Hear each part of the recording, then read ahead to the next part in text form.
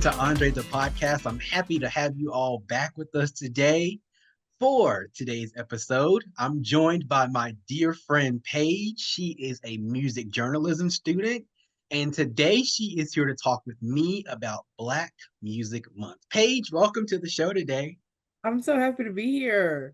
Yes, I'm happy to have you here. This is your first time on my show, but maybe a couple of weeks ago or so, I was on your show and I had a good Yes. time. So it was me and Twin. So glad to have you here. So, of course, June is Black Music Month, and it was important to me that we talk about it because for so many people, they may not be aware of why Black Music Month is a thing and the importance of recognizing the legacy that comes with Black Music Month. Right. So, I want to ask you this.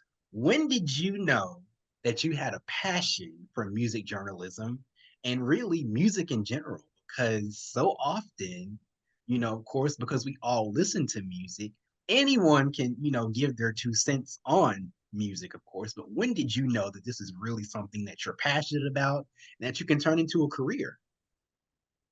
That's an interesting question because I've loved music and known like facts about music all of my life. So it was natural to me. Today is been 15 years since Michael Jackson passed away. And he was my first introduction to music. For most people, he was, but for me, it was him. As I got a little older, because I was 5 when he passed away, as I got a little older, my cousin, my favorite cousin, he was older than me, he was a DJ. All we would do at my grandmother's house is watch music videos, listen to music, and I would hear facts about the music. Like he would tell me interesting things about the year of the release, who the person is. And that was also happening with my dad. That's how I have so much knowledge on like the old school hip hop. So it was like everybody around me were music journalists. They just didn't know it. Right.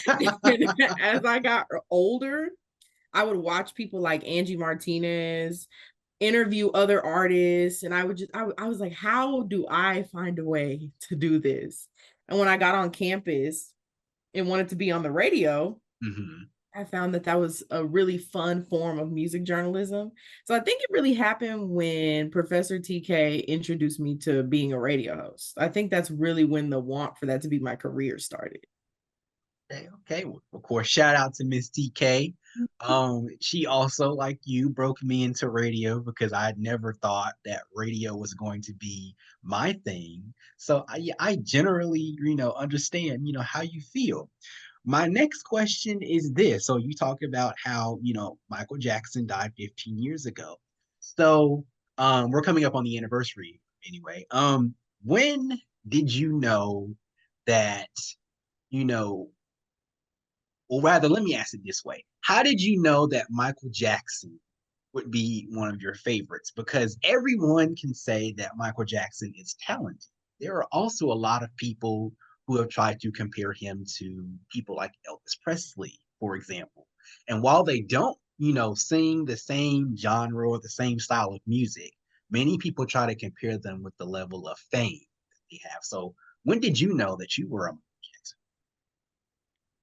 Oh, okay. So I liked him Uh-huh. as the minute I saw the Billie Jean music video. I'm 5. I'm like, oh my God, he's so cute. Like that's initially what I'm thinking. When I got into his artistry, like his music, I had to be maybe about 11 or 12 when I finally realized what a great artist he was outside of the music videos. I think when I was young, I just knew that he could dance and he Yeah. was cute and he could sing and everybody loved him, but I didn't know why I liked him. I got into his 90s music and his 2000s music, maybe the album before he passed away. And I'm a huge R&B fan. So remember the time in the closet when I realized like, oh, this is good, really good music that I can listen to. It's timeless, it's classic. And I was about like 11 or 12 when I realized his music was inspirational. I don't think without Michael Jackson, there would be no concept of visuals, period. I've watched music videos before Michael Jackson and then I see them after, and it's just like a transformation. And I love artists like Whitney. I really do. I love artists like Luther, but they weren't like visuals. that's because their voice carried them so far. I mean, even Prince, he wasn't really a visual artist. I think Michael just introduced me to checking every box in music. And so that's why I like him. I often see the Elvis comparisons. I do. And I can see why, as far as like how people felt about them and essentially the downfalls of their career, kind of mocking each other. But I don't see the talent. That's the only thing that I don't think is in comparison. I don't even really think Elvis was really dancing. I think he just had rhythm. So I don't think the two can compare. Michael Jackson was also writing his music and producing his music. And you could say Elvis wasn't doing it because of the time, but James Brown at the same time was writing and producing his music. So it's just about your capabilities. I do understand why people think they're comparable, but I don't think Michael Jackson is comparable to anybody. Point noted. Point noted. Look, because that tends to draw a lot of controversy. I'm going to tell you. It does. So, my goodness, it does. So this is going to be a transition question because you brought it up. So you mentioned R&B music. In your mind, this has been something that's been going around lately that I haven't understood myself personally. So I want to ask you, why do you think so many people believe R&B music is dead? Oh my gosh, that's an amazing question. Okay, so I asked somebody this maybe a year ago on my radio show, and his answer kind of like things made it click for me. Shout out to KJ. Mm, He said like the R&B artists of today are not classically trained anymore. They're not coming out of the church. So they don't have the same sounding voice that we're used to. Whitney's godmother was Dionne Warwick. Imagine Whitney grew up in the church. Toni Braxton grew up in the church. Like these, and oftentimes, if they're not classically trained or coming from the church, they've been doing it since a young age. Michael was 5, Beyonce was 12, 11 years old. Chris Brown debuted at 15 years old. I think the level of where they're starting is different. So they were able to have longer careers to where they can remain for a long time. We've also lost the like blues part of the rhythm and blues. there's none of that anymore. There's a lot of, and I appreciate all of the R&B singers of today, Summer Walker, Janae Aiko, Kehlani. I like them all, but I agree with people when they say we're missing the powerhouses. There are no stronger voices and the softer ones at the same time. Whitney Houston and Sade were singing at the same time. Both can sing, different styles of singing. There really isn't a comparison of a huge powerhouse voice with a softer voice. There's no level head. Nothing is on the same right. level. With men, of course, I don't really know when we saw the downfall of men singing in R&B. At like one time, there was Usher, Trey Songz, Chris Brown, all making music at the same time. We haven't seen anything like that since. There was Lloyd, there was Mario, there was Omarion, and I really don't know what happened. I can't say what happened with the men. Even the 1990s, all the boy bands, Tony, Boys to Men, Right. Jodeci. There is a lack of. I think men started realizing that they prefer rapping. They would rather rap than sing. It's And that true. took all the way over. And I wish it would come back. But I think the soulfulness, the classical training has left. There is no training up an artist and building them up. And I know a lot of people say like Whitney had like was spoon fed, but with a voice like that, I mean, who cares if you know Dionne Warwick? You can still sing. I think having connections is also necessary. Right. I just we've lost, and also with social media, you could say it's a lot easier to become famous. When Clive Davis found Whitney Houston, I guarantee you he had never heard anything like that before in his life. Now there's access to mediocre things becoming famous. So I think that there's so many layers. But R&B is doing okay from a lady aspect. Okay, okay. Well, I'm gonna play devil's advocate here because that's kind of my job. Mhm. There I read an article from Essence that said that R&B music is not dead, Mhm. but as you said, it's just different today. And when you talk to the OGs who grew up around the R&B that many people know, of versus what they hear today, everyone thinks it is dead. Do you think that the R&B that we once had could ever come back? Or is it gone and over with because many of the legends have, passed on or are retiring? What do you think? I don't think it can come back. I think that the style Aretha was making in the 60s and 70s was much different from what Whitney was doing in the 80s. It's inevitable. The sound changes, what people want to hear changes. Like you said, it's I guess it's not dead because there's so many, it just sounds different. It's just a different sound. So I don't think it'll come back because music is tends to be all about moving forward. So I don't think it'll come back. Okay, okay. Well, we're going to take a quick break and just, kind of pause and then come back. But when we come back, we're going to continue talking about Black Music Month, and I'll update you with some facts that many of you may not know about Black Music Month. Stay with us. We'll be right back.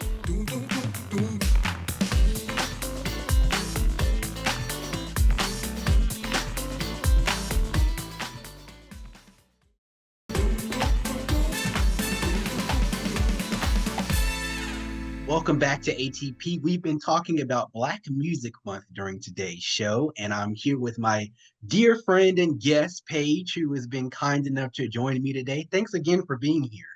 Of course. This has been fun. Absolutely. Yes, I'm going to read some facts off to you, some fun facts about Black Music Month that many of you may not know. Black Music Month is rooted in African rhythms and the experiences of slavery and struggle here in America.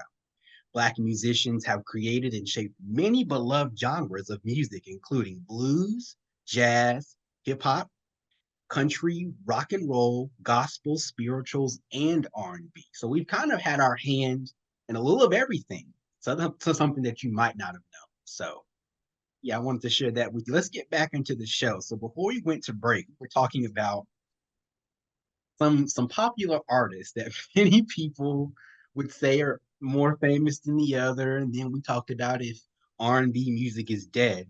I want to know this. How has music impacted your life personally? Because, songs can have different messages or thoughts and ideas, and we all take in, the sound of music differently. So I'm curious, how has it impacted your life? Oh, that is another great question. It's so hard to like just shape like answer that in one like simple answer. Personally, I have had a new favorite artist like every 2 to 3 years. I kind of hyper fixate on the person who's making music that speaks the most to me. I think the most recent, also is Alicia Keys. I think that's what most people think of Alicia Keys. They're like, oh my God, Paige loves Alicia Keys. Right, right. Um, her music is personal to me because she doesn't have like a lot of heartbreak songs. I think what modern R&B has a lot of now, there's consistent sadness. It's consistent sadness. It's never always about like two people being in love. I love Summer Walker, I really do. But her music is centered around things I can't always relate to. Alicia Keys has like Diary and some of like her a Black music fact. She is the only song where she's a solo female writer and producer to have 1 billion streams. I think that having songs like If I Ain't Got You being about love and You Don't Know My Name being like a really positive song, it gives me a lot of hope. I've had a Rick James phase. I'm not sure where that phase came from. Like I'm just not.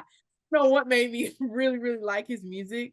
I appreciated the fact that he was able to kind of carry a funk genre on his back and make really amazing music. It also makes I'm about music making me happy. I will listen to some sad songs here and there, Yeah. But music is powerful. It changes my mood. It helps me get in a better mood. I can't say there's a day in my life that I've been cognitive of that I haven't listened to music. Like I need it. I mean, that's true though. I who was it? I was talking to a college friend when I was in JUCO, and he was saying that sometimes, oftentimes he'll ride in his car and he won't have any music playing. I'm thinking, okay, sometimes silence can be, if you just need to reflect for a moment Yeah. while you're driving. Okay, I get that. But the times that I've ridden in his car, we're talking the entire time, which is great. I'm like, you don't want any music playing in the background. He's like, you're just looking around. I'm like, why is it so quiet in here? He's like, I listen to music when I'm in the shower. It's like, Oh, that's that's good it. too. But I'm like, what about when you're in your car? That's what radios are for. That's so interesting. I've only met one person, and this is in middle school, and I hope he's joking. I don't know where he is in life, but he told me he didn't like music. Like, period. Like, he didn't listen to music at all. That was the only time I've ever heard that. And in my mind, I'm like, well, what person doesn't like music? I've never, there's so many different genres. You don't have to even like one genre. I think, I'm very, R&B is my thing, but I'm open to anything. I like rock music. I like it all. I'm just not a fan of country. That's all. See, as the host, I'm not supposed to be biased, but I'd rather tell y'all the truth. I'm not a country music person. No I hate to any country music artists. Y'all are talented and we appreciate you, but that's just not for me. and they can sing. The thing is they can sing. Like I love Dolly Parton. I Yes. think she's a great writer. Am I blasting country music all the time? No. Absolutely not. I remember being when we were at Memphis when I was the news director. Me and Miss TK struggled to find someone to bring country Mm-hmm. music. He's like, nobody in our age demographic really listens to it. And it took um our brother, our guy, Cal, he brought in a couple of songs. He And did. that was really about it though. I would ask students and they're like, I don't listen to that. That's for this is what they said, not what I said. They're like, that's for old people. Oh, I okay, feel well, like yeah, the way we feel about country is the same way we feel about blues. yeah, But I like blues. That's the yeah, difference.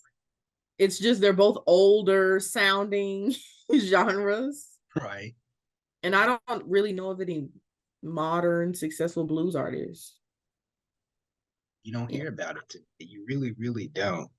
And that's speaking of this, do you have a particular genre of music that you frequently listen to outside of R&B, or is it just really mostly R&B? I have a guilty pleasure for pop. I love pop music. Nothing's wrong with pop. I am a fan of Ariana Grande. I'm not a Taylor Swift fan, but she has some albums that I like. Um, Careful with that. I'm not a Taylor Swift fan. I have my comments burning up when they see what you mean you're not a Taylor Swift fan. appreciate her writing skills. I think that she should write a book. I think she's a real poet girl. I loved Katy Perry, Teenage Dreams, one of my favorite pop albums. Dua Lipa, I like all those. Justin Bieber, I feel like I'm a huge fan of his early stuff still. He does have one R&B album. But I really like pop. I also like a little bit of alternative and of course rap. I love rap. I've recently become a huge hip hop fan. Just recently within the, Kendrick and Drake stuff has making me more aware of hip hop, but I'm really starting to like it. I love New York. East Coast hip hop is my favorite. See, you just keep helping me transition perfectly my questions because when we were talking about, this Cole Kendrick and Drake controversy, it was me, you, and Johnny on your Mhm. show. Y'all had a lot to say. And I want to hear now, do you still feel the same way that you felt on that day about Kendrick and Drake? Okay. So Kendrick recently had a concert called K Dot and Friends where he played Not Like Us 5 or 6 times back to back. And he brought out like a lot of rappers from LA, like just from the West Coast. And it was the first time I saw hip hop unity when Jadakiss went on Versus and just did the most New York thing ever. I love New York. I love how loud and proud they are to be like the creators of hip hop. And I feel like the West Coast is always real mellow. They never like brag about hip hop. This was the first time I ever saw like a hip hop beef that Drake really didn't win. Like he didn't slide past this one like he did with Pusha T. He didn't win like he did with Meek Mill. He is like now being held accountable for the kind of person that he is.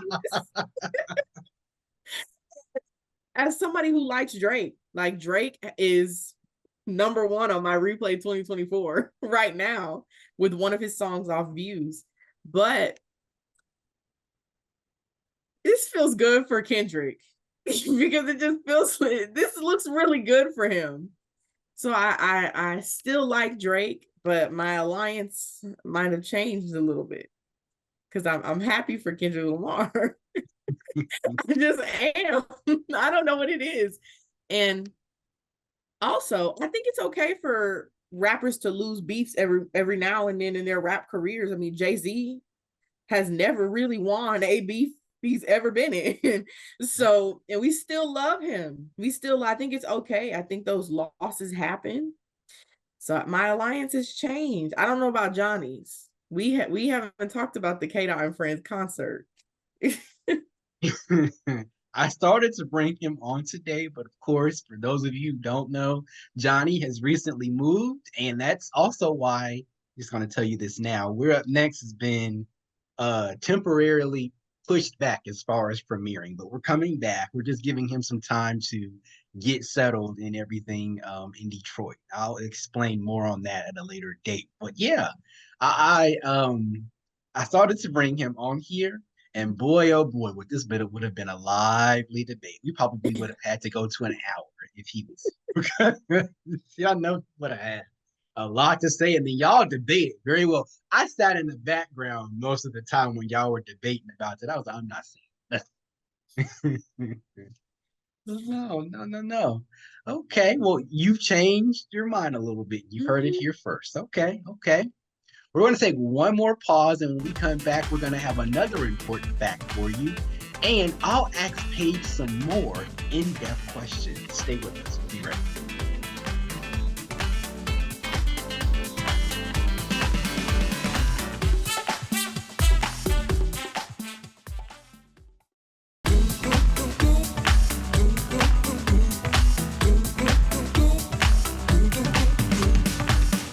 Welcome back to Andre the Podcast. If you just joined us, we've been talking about Black Music Month and the importance of preserving a legacy of Black music here in America.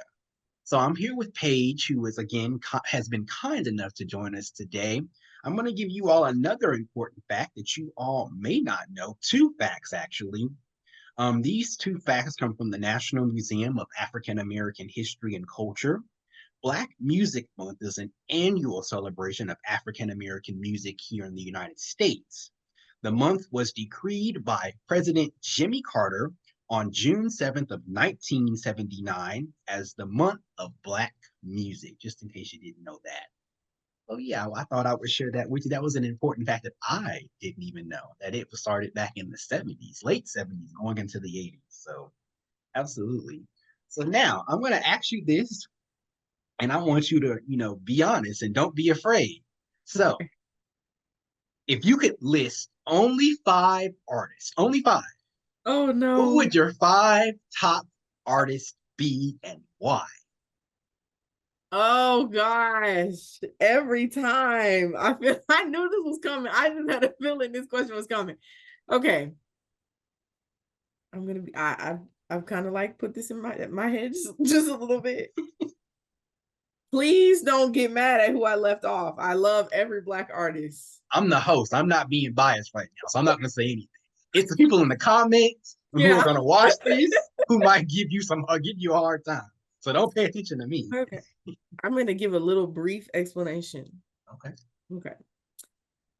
Number 5, I'm gonna have to go with Alicia Keys. I feel like her music has been most impactful to me as far as writing and producing and just listening to a female artist who knows how to do that on her own.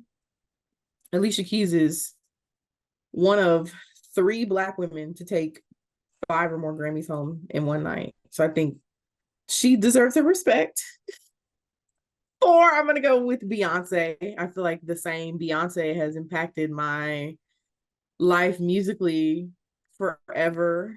I became a fan in about 2013, probably a little bit before that with Diva. And I just am in awe of her performance skills and her vocal skills. I think she reminds me a lot of Tina Turner, and that's one of her idols. Number 3 is where we're gonna stretch it. Let's see. I'm gonna have to go Luther Vandross. Can't go wrong with Luther. I'm sorry. I grew up on him. My mom might be one of his biggest fans. My mom is the reason I like a lot of older soul artists. Luther can sing like no other. There is no greater R&B male producer, writer, or singer. I've never heard anybody sing like him. He has no peers. And he has like the cookout special with Never Too Much. There's nothing better. Okay. 2. This is hard. I'm gonna have to go with Sade. I really like her music. I think she is like one of one with the softer style R&B and the rock. And I don't know if y'all know this, but that's a band. That's not a one-woman show. Sade is a band. And I learned that like a few years ago. I think a lot of people do not know that. Okay, number 1. This is gonna be hard. I don't have to go with Whitney Houston. I love Whitney Houston. She passed away maybe a day or 2 before my birthday one year. And that was when I immediately, well, not one year, the year she passed away. And that's when I fell in love with her because they would play her music all the time. But I liked her before. So I just never heard a voice like that before. And it almost makes me emotional. So I'm going to put her at number 1. Okay, all good choices, and in my opinion, which again I don't give very often, but I mean that's a pretty fair list. If you have to, give 5 people, that's pretty good. That's pretty good. So I'm going to ask you this as well. What do you think many people don't know about Black Music Month when it comes to being educated about it? One of the things that I researched rather was that the whole reason behind this coming together was back in the 60s. 2 well-known people from Philadelphia decided to petition for this to come to life. And the whole reason behind it was because so many Black artists, back then were often getting ripped off or, told that they didn't really create anything new and that it had been heard before by, other artists, but that they just kind of gave it their own unique, twang or, or what have you. So what do you think people should be most educated about when it comes to Black music? If people would get educated on the general fact that without Black artists are none of the genres we love, pop, rock, blues, soul, reggae, if there's no Black artists, there's no music. If you think about some of the greatest artists of all time, you think about Michael Jackson, you think about Prince, you think about Rick James, you think about amazing producers, you think about women, you think about Aretha, you think about Etta James, you think about Billie Holiday, you think about Phyllis Hyman, even the ones with the shorter lived careers, you think about Anita Baker, you're thinking about people who are making classics, who sound a lot better than said other genres, I think that is the important thing. Without us, there is no music. Elvis was singing a lot of things Black artists already sang. The Beatles, David Bowie, like all of our favorite artists. Even the Beatles came down here to meet Motown artists. That was one of their main goals. That was one of, if there's no Temptations, there's no Boys to Men. There's no Temptations, there's no NSYNC, there's no Backstreet Boys. There's no New Edition, there's no Backstreet Boys. There's none of that. We start so many things. If there's no Michael Jackson, there's no performance value. Like you have to, people think about, Elvis is great. I hate to go back to that. The Beatles are great, but they took a lot of inspiration from Black artists. All of the inspiration comes from us. And I wish more people knew that. I wish there wasn't like, oh, there's that artist. Well, that artist did something no other artist was able to do. And I think, with the end of Michael's career, there was a lot of controversy, but I think at the root of it is there was nobody like him, even Prince. And I remember watching this documentary on CNN, and it was talking about the decades. They used to do the 70s, the 80s, the 90s, and they used to spotlight a sprinkle of Black artists here and there. Back in the day, Black artists weren't allowed on MTV. Who's watching MTV? Like now in the coming decades, MTV was full of Black artists. That's what they became fixated on. We have always been innovative. We're always going to be innovative. We're going to keep bringing in new genres. I wish people would know that it started with Black artists. That's what I want people to know. And once we get that realization, we'll appreciate the month more. All right. So I have two more questions for you, and I really want to, get your take, and you might need a little bit of time to think about it, but these are two big questions for me. Where do you see music 10 years from now, in your opinion?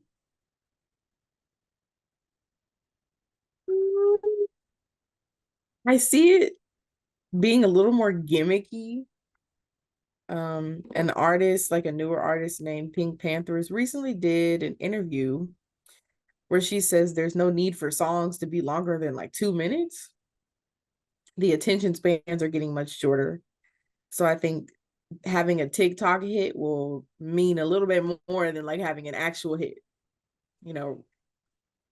I hate that it's come to this, and it's not all like that, but I think that making shorter, more attention grabbing songs will mean a little bit more than full albums and great singles and long singles. And I think that's going to be over within the next 10 years. The whole idea of putting an album together, it doesn't seem like that'll matter. And that is the biggest thing that I'm worried about. That's understandable. That really, really is understandable.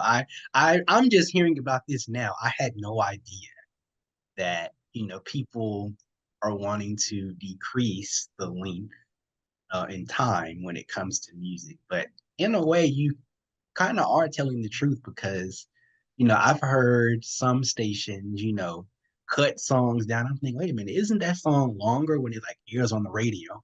They're cutting it down, which I mean, in some instances is normal when a song is too long. But like when I go back and listen to it like online, I'm thinking it's only like 2, maybe almost 3 minutes, and y'all are cutting it down to like what, 2:15, 2:30. Can't let it finish. So yeah, you have a point. And then they're ready to move on to the next song. So you got a point. You got a point. My last question to you. This is another big one. If you could interview any artist, past, present, or in the future, for 1 hour and ask any question you want, who would that one artist be and why? The only reason I'm not going to go like older generation is because I feel like their lives eventually end up getting exposed to us through peers and close friends and books and whatnot. It would have to be, I'd have to talk to Beyonce. I don't know why. Beyonce has like a whole neo soul album that she was supposed to release, but her label said they didn't like it. nobody really believed in Beyonce when she went solo. She got a lot of no's. And I would maybe ask her like what her experience was like being famous in 95 or signing to Columbia in 95 and how long it took you to realize that you were going to be a better artist solo. Her evolution is very interesting to me, to go from like nobody thinks I have potential outside of a group to superstar. That is one thing. And she would never do that. She doesn't do interviews. I think it would be fun. But I think it would be fun. If not her, then Alicia Keys. I have to ask, like, she's one of the artists who doesn't have a whole lot of unreleased music you can just find. It's like she's holding it tight in her vault. That's what it feels like. That's true. And you're right about Beyonce. I was watching an interview that she did with Hoda Kotb and Kathy Lee Gifford when she was on the Today Show. This is like 2008. And she just, you could see and feel, when they were asking questions, you could just sense her being so uncomfortable, but trying to remain so professional because so many eyes would be watching this in the morning. Yes. But it just didn't seem like it was something she liked doing. Interviews never seemed like anything. It didn't seem like she liked it. And, artists have to go on press runs. Right. Like you don't see her doing much now. So I don't know. Well, Paige, thank you so much for joining me here today and for talking about Black Music Month. I really appreciate it. Thank you so much for having me and asking me to come on. Absolutely. Tell us really quickly, how can people reach out to you on social media and follow you? So follow my radio music blog. It's Lover Girl Hour. I named that song after a Tina Marie song. That's not Black music, but it's still R&B. Right. And from there, you can find everything else, my personal page and everything. I am always talking about music, so follow me. All right, y'all heard it here first. Well, thank you all for joining us today. We really do appreciate you. Let us know what you think about today's show by dropping a comment down below, or you can write us with your thoughts or comments at andrethepodcast@gmail.com. We look forward to hearing from you. That's our show for today. Thanks again for joining us, and we'll see you back here next time on Andre the Podcast.